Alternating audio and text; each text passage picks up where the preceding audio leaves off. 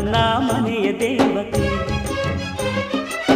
ಗುಲಗಂಜಿ ದೋಷವು ದೋಷವು ಇರದ ಬಾಳ ಸ್ನೇಹಿತೆ. ಬಾಡೋ ಮಲ್ಲಿಗೆ ಹೂವ್ಯಾಕೆ ಶಿಲೆಯ ಬಾಲಿಕೆ ಅವಳ್ಯಾಕೆ ಹೋಲಿಕೆ.